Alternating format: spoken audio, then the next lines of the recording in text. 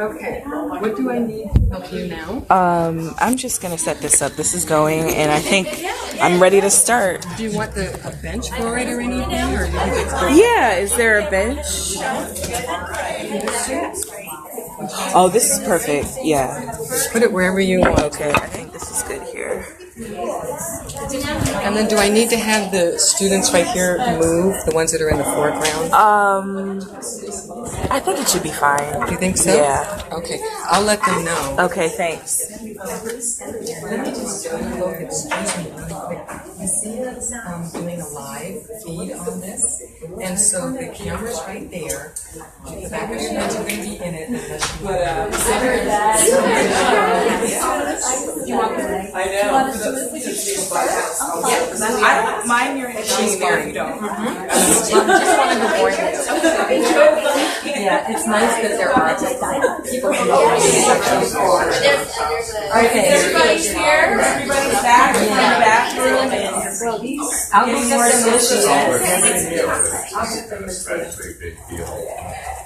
Okay, everybody. So I think I'm mostly filming myself, but I'm doing a Facebook live stream of the presentation. So I think everybody is not going to be in it except for me. So I'm just letting you know that my phone is recording over there.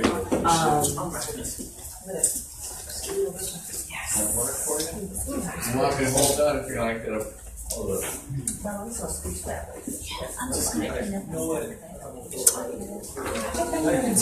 light on. The party. If you close that screen, it's going to make it harder. And if it close No, the... this is actually a good seat. I thought about I think this is light. see standing. I can see. We'll sit for now. You want to sit? How do you turn these two lights off? I don't think they need to be on. They're the. Sorry. Oh, there it is. All right, thank you. All right, so hi everybody. My name is Nisia Denea, and I am the owner and founder of Hapa Holistic Integrative Wellness, which is a Bay Area startup focused on health at every size and body positive wellness. So it means when people come to my class, they feel welcome if they have a plus size body or if they're just not in the mood to hear about how yoga is good for weight loss or Pilates is good for weight loss, but they're just really want to be met where they're at as far as what they want out of a wellness program. And I also have a second business that I launched this past year, Healing Space Solutions, and one of my first clients from that was your student this afternoon, Yvette from BayOBOG, from Bay Area Organization of Black-Owned Businesses, and I've had a few clients with that, and Jean Marie has invited me here today to focus on social media and digital storytelling. And so I hope not to bore you to death, and I want it to be interactive and fun, and I also want us just to start, since we're all yogis, just to start with our breathing for a second. So I know you're still munching on food, but just for a moment, just bring one hand to your heart, one hand to your belly. Lift the spine, relax the shoulders, chin is parallel to the floor, and you can close your eyes. You can have the eyes gazing down towards the nose. And we're just going to take 3 deep, full breaths together. So we'll take a deep inhale and then let it out with the sigh. So inhale through the nose. Exhale. Twice more. Inhale through the nose. Exhale. Good. One more time. Inhale. Exhale. And just join your hands at your heart. Bow your head to your heart. Thank you so much for joining me today. I'm very excited about this.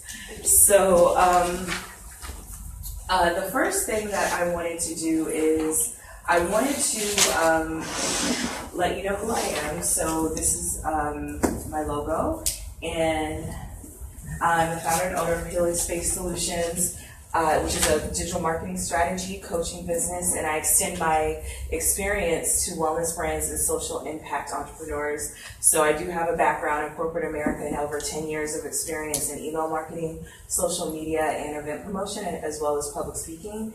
And my aim is to help people in their organizations to reach their goals, namely with digital marketing.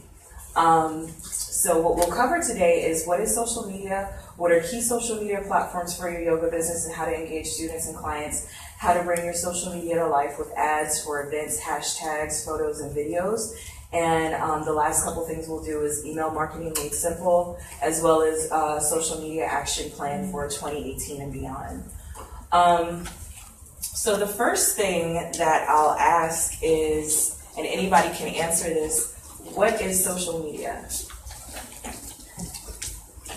The internet? Or the internet? That's a good answer. Anybody, pop this on. What is social media?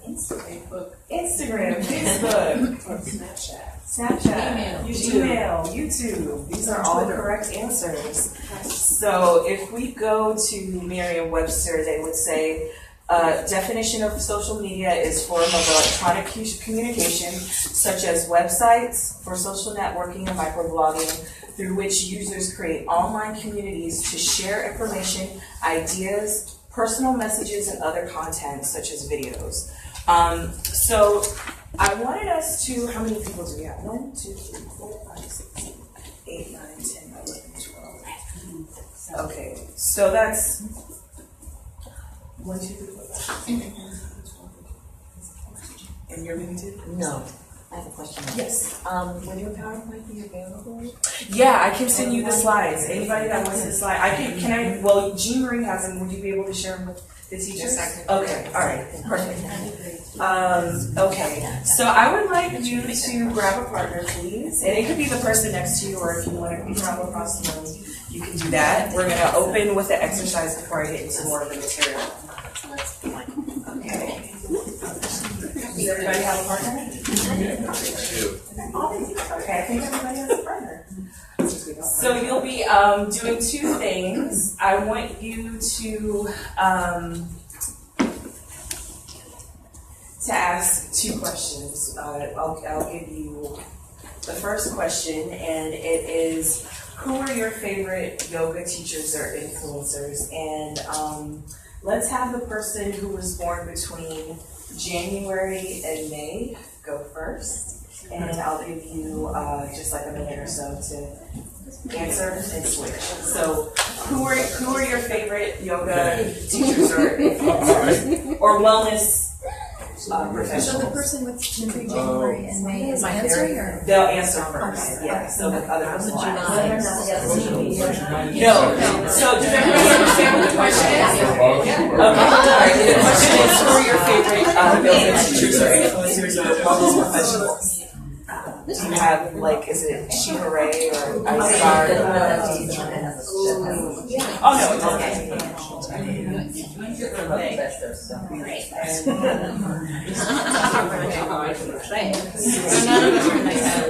Yours is first. A little bit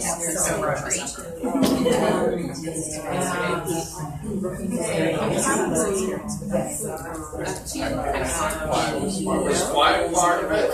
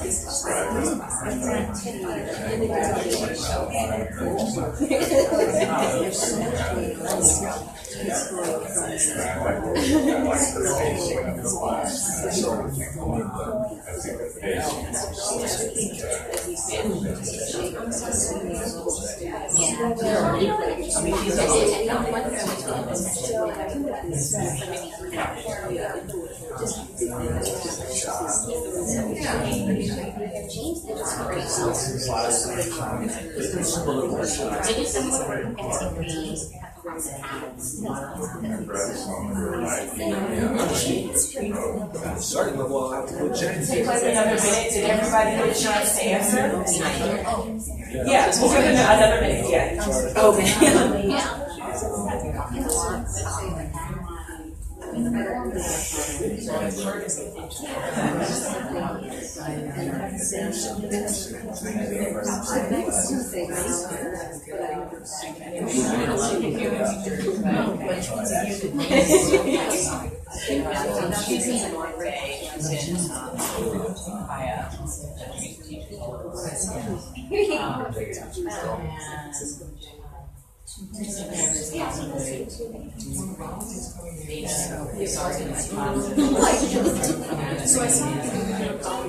So for a while, these guys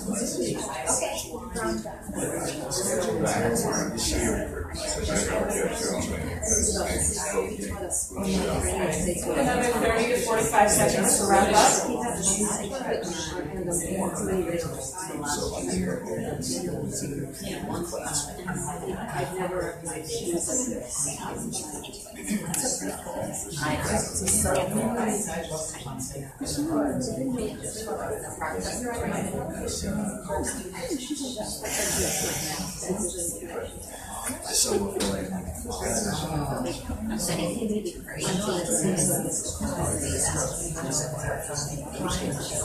Who needs more time?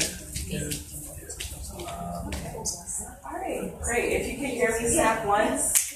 If you can hear me, clap twice. Perfect. Okay, great. So does anybody want to share what names came up in their group of their favorite yoga teachers or yoga masters or wellness professionals? No? Okay. We're so shy. Okay, I understand. That's fine. I was mostly asking because I was going to take one of those names and look up what their social media handles. Yes? Tia's How do you spell their name? It's Tias. Oh, okay, cool.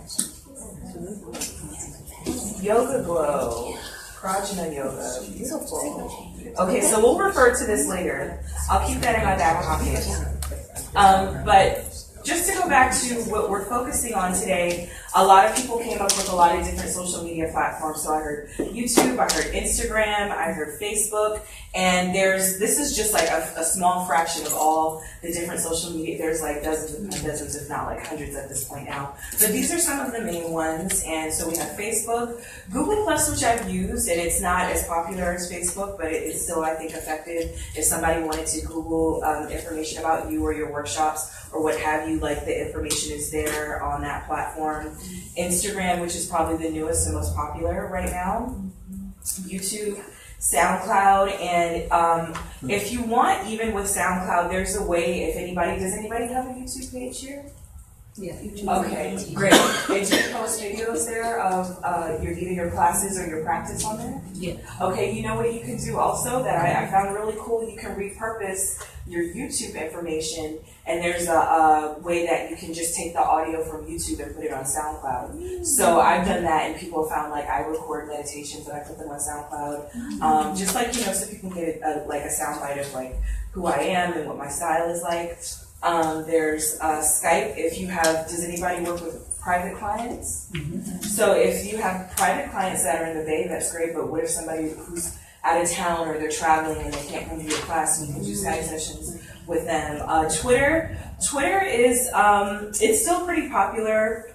If you ever wanted to gather a group of people who might be interested in taking a class or going on a retreat, maybe you'll have like a Twitter chat just to create a hashtag and then let people know what you have coming up, and there could be a conversation between you and who you're holding the event with. LinkedIn, I think, is really important. It's just like the professional Facebook. Facebook is like, Times Square, New Year's Eve, and like LinkedIn is going to like a networking event, so you have more, it's like business profile, and maybe you just list what your trainings have been as a yoga teacher and how long you've been teaching at different places, or if you want people to know what you do professionally outside of yoga, all that information is there. Pinterest is nice. I feel like Pinterest and Instagram are like cousins because it's all image based. I don't think there might be video on Pinterest, but I usually, when I use Pinterest, I'm taking information.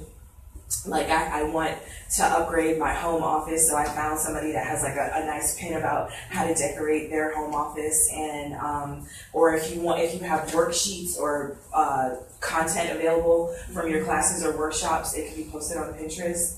Tumblr just got bought by, I think, Yahoo or Verizon, I can't remember, but I used to love Tumblr. Tumblr was like one of the like low-key places that you could go before Instagram, and it's micro-blogging, so you can follow different people's blogs and then repost the blogs and their blog posts on there. And I still have a Tumblr page, but I don't use it as much as I used to. I know a yoga teacher that I used to follow in New York, she used to put her playlist on Tumblr so people could go there and look at what she was playing during yoga class. And then there's Spotify also, so if anybody is playing like really groovy music in their yoga classes and people, you're not gonna be shazamming like through yoga, you can put it on your Spotify or Tidal or whatever it is that you're using to play music. And this is RSS feed if you ever want to put anything up on Reddit, or if you have a blog and you want people to be aware of your blog content, that will go there. I'm only going to focus on just a few platforms, Facebook and Facebook and a little bit of Instagram, and then I'll do some email marketing stuff. So who has a Facebook page, a Facebook business page? Okay, great, awesome. And do you all have, what do you have up there? Does anybody want to share what they have in their about section, at least? What's in the like bio section of your Facebook page? Not much. I think we have a mission statement. Mission And I statement. think maybe a short bio on Katrina and me, and maybe something about the studio. Awesome. Okay, and that's what I was going to say. So as long as it doesn't have to be anything elaborate, but as long as your Facebook page has your mission statement and whatever trainings that you've had or any relevant courses related to what you're teaching. I think it's really nice to use the pinned post option. So for me, if you were to go to my Facebook page, it's facebook.com/healthandballistic, and I have a picture of me teaching yoga, and then on top of it is just some information about how people can sign up to my email list, and I let them know if you want to know about exclusive discounts or anything. Like, I don't announce those on social media, they have to join my list, and I have a little over 500 people on my email list right now. So that's my first post, and it's pinned. It's the first thing that you see when you get to the Facebook page. And a lot of people are aware that Facebook has changed its algorithm, so you won't see posts chronologically anymore. So that's why I think that the pinned post is important. So if you have an event coming up, or if you're doing something special for your classes, you can pin. There's an option in the drop-down box to pin that to the very top, so people see that right when they come to your Facebook page. So any upcoming events. And also place a call to action. So it's when I post my Wednesday wellness videos, the first thing I write is press play. You could also put watch video, or if it's your email list, just push sign up something. It's almost like when you're doing your online marketing, you have to talk to people as if they're in like first or second grade. Just the call to action is like, please do this next action, so you can see what the offer is. So does anybody have any other questions or insights about how they're using their Facebook page? Okay. Actually, I do. When I first did Facebook for my teaching, I did a page. Mm-hmm. But then they changed all the page stuff, and I ended up having a regular profile where I actually friend people. So there's a little bit of a barrier there because some people don't want to friend their yoga teacher, although now they have more control and they can block me out of what I see. But I just wonder if you have any opinion about that, the page versus actual friending. I think that's a great question. So, did everybody hear the question? Mm-hmm. Okay. So, I think there's benefits to both. I think with the page, like none of your personal information about where you live or like when your cousins are coming to town. Like none of that information is on here. Yeah, I have a separate Okay. What I like about events though, I have like, and I'm gonna change this, like I have a big thing around like kind of reviewing all of my social media platforms before 2018 starts. I have over 2,000 friends now. I've had a Facebook regular profile since like right when it started about 10 years ago in 2007. And so if I'm creating an event, there's 2,000 people there that I can bring the attention to. I only have 700 followers on my my page, so I can invite way more people to my events than I can do it on my fan page or my business page. And I think you just have more traction if you have a lot more people following you on your personal page. And then you might repurpose the content that you have on your Facebook page and put it on your personal page. And you can still make, I think you can, yeah, so if you're using your regular profile page, again, you can do something where that post is going to be made private, or you can go through your list and your privacy settings and be like, well, I don't want so-and-so to know what I have going on because of X, Y, and Z, but you know, you can use them interchangeably. So I think there's benefits to both, but if you want to streamline what it is that you want to use for your business, I think the Facebook page alone is good.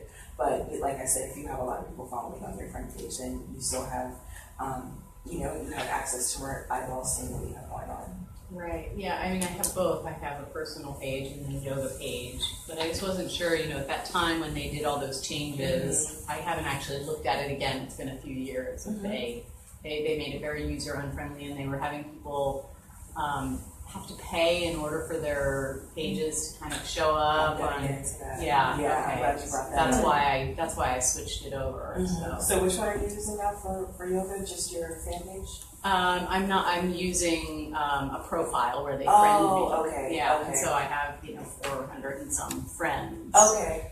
And I no longer have an actual page, but then I wasn't sure if I should have both the page and the... I think it would be nice to have both because, like, you know, if you just want information exclusive, because do you just use yoga information on your profile page right now? Yeah, that I only use it for yoga, and then I have a personal separate account. I see, that's what it is. I think that's smart because I did that at one point too. I just had like, it's not even my real name, so people didn't, if they were looking for me, they couldn't find me there, and I was very I had a lot of boundaries around who could be my friend on that page. But like on my regular page with the 2,000 people, like I don't even hardly post there anymore. It's mostly like I put my events and things like that on there. But I think they're both valuable. I think if you want to really have more online visibility with yoga or wellness, whatever you have going on right now, I think a business page is good. But it does, I would prefer to use a business page over the profile right now. Yeah, but Facebook has been changing things a lot. So, and, yeah. Quick question: can you have a business page? Excuse me. Yeah. Business page without having a personal page? No, unless I've seen somebody do this. I've seen somebody where they don't want to be on Facebook at all. So they have, like an intern or their assistant create their fan page, and the assistant is the person, like trainer. Yeah, so they're just vicariously doing everything, and the person's like, this is so and so's page, but this is their intern, and I'm just doing their Facebook business for them. So that's an option too if you want to have like somebody else handling your social media. I can do that. But Thank you. But it's got to be linked to an individual Facebook page. Right now, I don't know if that's going to change in the future or not. Gotcha. Yeah, but you could do like a fake thing or something like that. Or if you want to make so would you do this? Would you do this right now? Would you do say your name one more time? Gabron Yoga is your profile page, and then you're only posting yoga content there. And then like in your bio, you can connect your Facebook page. It's a hyperlink that'll go to your Facebook page. So all you're doing, or you could do it, tell me your name again? Liz. Liz has like just a separate thing that nobody other than like close friends and family has access to. And then there's the Liz yoga profile, and then maybe later go to the Facebook page again. Right. So yeah, and I can talk to you some more about that, how to set that up and everything, if you prefer to do that. I understand. I do have friends that aren't on Facebook anymore. They're not entrepreneurs like you all, but like they're just like, I'm not getting on Facebook because they're nosy. Yeah. Thank you. Thanks. I wouldn't say as one of those people that's not on Facebook. Sure. I don't know if it makes it feel like, oh, it's essential, but if I'm using other social media platforms, is it okay to not do that? Because I would prefer to not be. Which platform are you using right now? Instagram and Twitter. Okay. Yeah, Instagram is owned by Facebook. I know, this is my short answer. I do know people, like I said, who created just like a fake name or just something silly like Miss Piggy or something like that as their profile, and then that way they'll have access to creating a business page for their business. So I think for both of you that might be an alternative.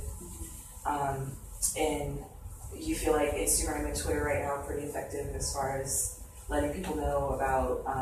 Do you teach? You teach a dance class here. Is that you or? No. Oh, I thought you were teaching a dance class. Okay. Okay, that's what it is. All right, cool, beautiful. So that I think right now that would be like the best remedy is just to create something that's like generic as your profile page, and then if you're creating your Facebook business page, that's just your yoga business or wellness business by itself. Miss Mia? Yeah. So I just want to make sure that everybody's clear. So profile page is like a personal page. People like it. That's the business page, the fan page of the business page. You can like that. People friend you on your personal page. Yes. I'm sorry. People friend you on your personal page. Your business page, people like you on your business page.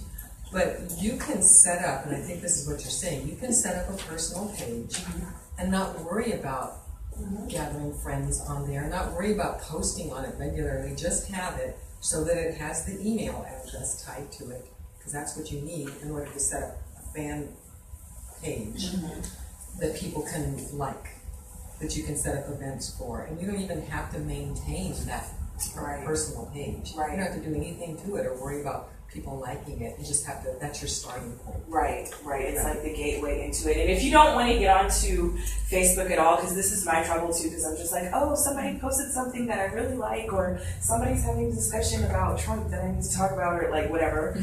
And what you can do is you can go into like a third party app, which is like Hootsuite or Buffer or Sprout Social, or if not this, then that. And I can create like some resources for you all. So that I think those are really nice too, so you never have to log into your Facebook page. You can go into like another app, and then you can schedule your posts that way, so you don't even have to interact with Facebook directly. Yeah. Oh, do you have a question? No, I was just saying I definitely would like that. You Okay. tell us the name. I already wrote down. Yeah, the main ones that people use a lot are Hootsuite, HOOTSUITE, I think is the way it's spelled. Buffer and Sprout Social. Those are scheduling apps, social media scheduling apps, and you don't have to log into Facebook or anything right now for that. And I think there's a new one for Instagram too. It's called Appia, APPIA. I believe somebody just told me about that the other day, and I might look into that to see how that goes. Any other questions? Fan page and business page is the same thing. Yeah, it's the same thing. Yeah, so they operate the same way. They're the same thing. Any other questions? Okay. Can you explain a little bit more completely what an internet scheduling app is and does? So if you were to go to Hootsuite.com, you would put your email to log. It's a freemium thing, so you can have a free you can have a free profile and get 3 platforms covered. And then most large businesses or nonprofits, they might pay like $10.99 a month or whatever it is to have unlimited. So maybe they have their LinkedIn, their Twitter, their YouTube, all these other things connected, like, because they might have multiple platforms that they're using. So you can go to I use Hootsuite. So you go to Hootsuite.com, log in with your email, create a password, and then when you go into the scheduling part of Hootsuite, there's a calendar there, and you write the days that you want the post to go out, what time the post, and this could be like tomorrow, it could be 3 months from now, it could be next year, and then that way, like if you wanted to take a Sunday afternoon and just schedule all your posts for the next month, it's done in that afternoon. You don't have to worry about logging in and out to anything during the week, during the day. It's there, and it's like a set it and forget it kind of procedure. I'm glad that they have Hootsuite actually, because I don't have to spend a whole lot of time getting lost in the Facebook rabbit hole. So Lucia, so maybe a yoga teacher might spend a Sunday afternoon doing 4 posts and have them all go out maybe 2 days before their yoga class. If they teach on Saturday, they would all go out on Thursday. They can schedule them all at one time and write a little differently and just say, come to my class, whatever, Saturday, and I'm going to be focusing on this, working on this thing, working on this post. You can do it all at once and then schedule it in advance. Yeah, and if you go to my page, it's How for Holistic. I have a Tuesday and a Friday class, and I put like a yoga journal or Yoga International article that's related to the theme that I'm doing for class that week. And then I can schedule that. Facebook itself has a schedule too, if you have, just on the business page, not on the profile page, but you can schedule within Facebook your post as well if you don't think it's with your buffer or smart social. Yeah. Is all that making sense? Okay. So, did somebody say that? Okay. Okay. All right. Okay. So the next part is getting into how to effectively create and use events and ads. You were talking about the paying money, and right now, unfortunately, what's happening is it's a pay to play format for most of social media. People are not gonna see your organic posts as much now if you pay to have your information boosted or an advertisement. That's more people will see it that way. And for better or worse, I think that that works a lot of the times. I decided to do that last year when I was like, fine, I'm just gonna have to spend like $10-$20 on my next workshop to pay for advertisements so more people can see what I have coming up. Hashtags, photos, and emails. So events. When you do have your Facebook page or your profile page, you can engage your followers by creating an event. And when you create an event now, it also shows up, like before you even start posting things in your Facebook event, it'll show up that Liz is teaching a yoga 101 class next month at Anasa. So once you create it, unless it's private, that goes into the people who are following you. It goes right into their feed. One of the best ways to engage with people when you're creating an event is that you post the event to your wall. Again, I mentioned the pin post, so maybe you'll have a pin post at the top of the feed for your Facebook event page, and it says, early bird discount is good through X, Y, and Z date. Sign up now, click here, and that information is what people see as soon as they go to the event page. It notifies everyone when they've been invited. So if you're using your profile and you have 400 friends, then you can invite all 400 of those people to the event that you just created.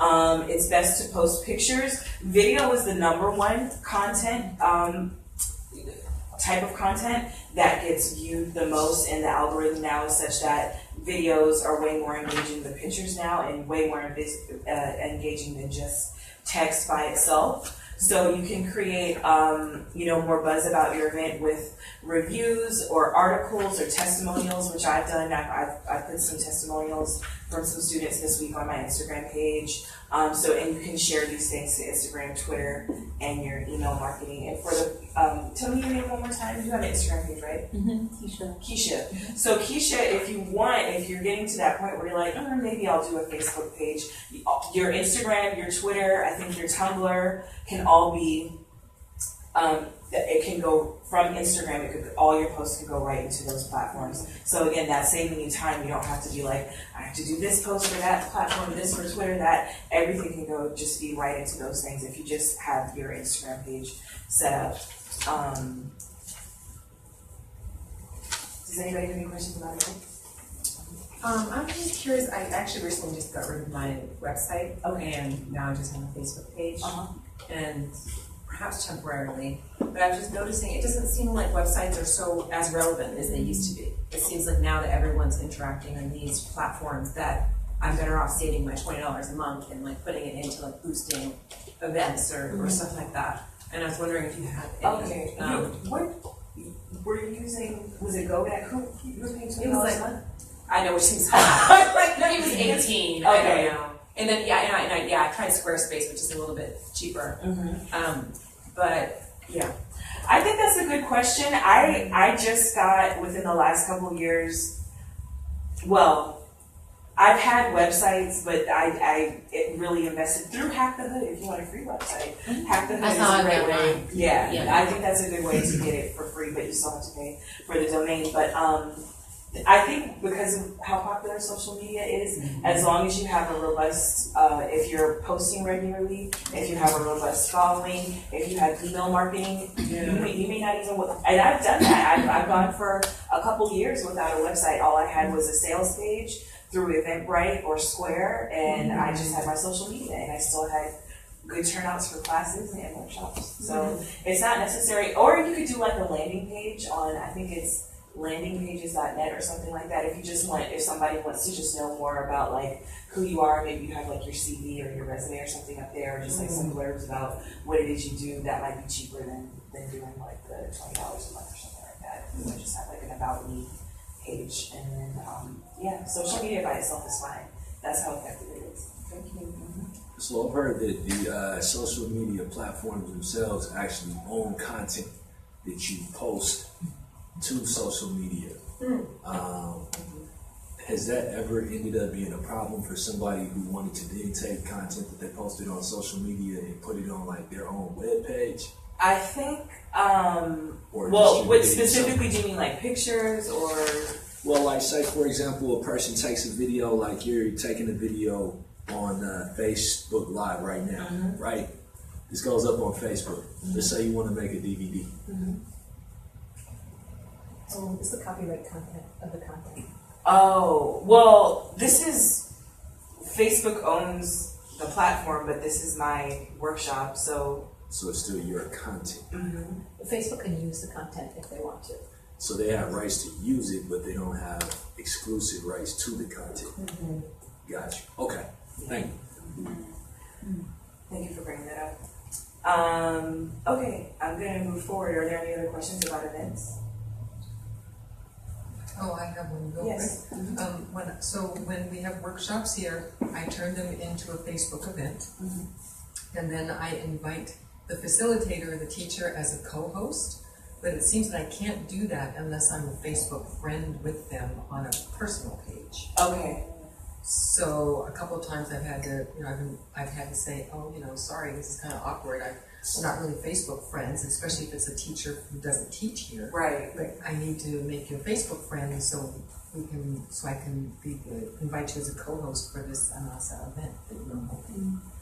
So. I think that's where it would be a good idea to create like a generic page, even if you're not using Facebook profile, regularly, like some people are. And so if, if you create Oscar the Grouch as your Facebook profile, then Jean Marie can friend Oscar the Grouch, and then, you'll create your, well, I guess you would want to do that for an event, Oscar the Grouch, but like,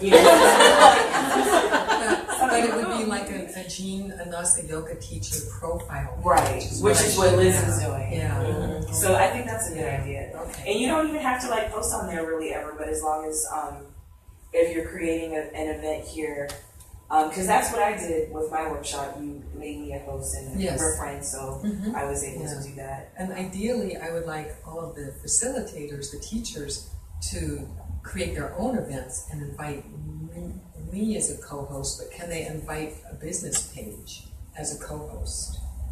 I've done that. That's what I have an event coming up in January, and me and the other person were the co-hosts. Our business pages are the co-hosts on Facebook for that event. Yeah, I would like that. So we'll work on that in 2018. Perfect. Okay, so boosting versus. Before we go to that, let's stand up for a second. Let's just stand up for a second and find a new partner. And we're going to do one more question and answer thing with partners. So find somebody different that you didn't work with before. And I want you to be asking, How are you? what are your favorite, your favorite wellness blogs. Or if it's not a blog, like what is your favorite, wellness periodical, yoga journal? I think I saw Mantra magazine in there, or Pilates or massage times. I don't know, anything. Journal or blog? Yeah, journal or blog or periodical publication. But it's got to be. I subscribe to Yes. Related to our International Association of And I share that with my friends whenever I do. So I like that. get, They post a picture of Baxter. So Oh, they're definitely teaches locally. Came up with they have a weekly pose, and it's usually a senior citizen in a yoga pose. So these people are in their 70s doing, whatever pose it is. So it's nice. I share it with my friends just to kind of show them that, that this works for people our age. So I like that one. That's kind of And the other one, look it up. Yeah, just go to like Anasa or something. I haven't been in a while. Or something, but there's always a picture of an older gentleman or lady in a yoga pose. Say this, read yoga blogs. Yoga for healthy aging. Not yet. Yeah, that's the best. You're gonna be like, great yoga work. great. Well, you can And I share some of the Yoga International. When I get that, I get emails from them. So that's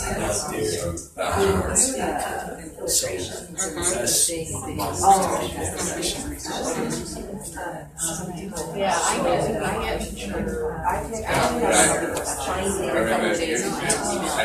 there's so many now. There's all those that are out Right, you guys like, okay, I did that one. Right, yeah. Four blocks. Yeah.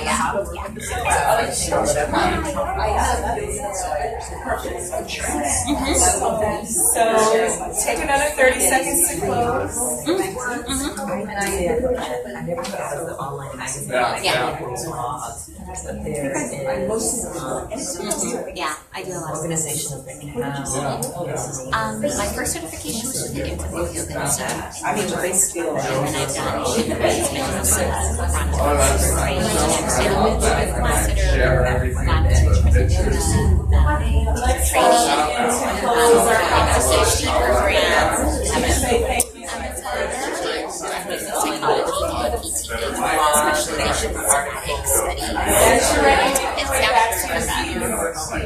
I just got a little clue from Jean Marie that we should start wrapping up soon. Great, yeah, and in a master's here in San Francisco. That's If you can hear me, snap twice. If you can hear me, say So originally I was supposed to start at 1:45, and so I lost track of time myself. I think we just started everything late. So we will be wrapping up soon, but I wanted to go over these last couple things. Thank you all for being patient. So boosting versus Facebook ads. Oops, let me go back. So boosting a post is available for any post on your page's timeline. All you need to do is click boost post in the lower right hand corner of your post and add any targeting options. So if you want to boost the post so only people in Hayward will see it, or only people who are between the age of 25 and 55, only,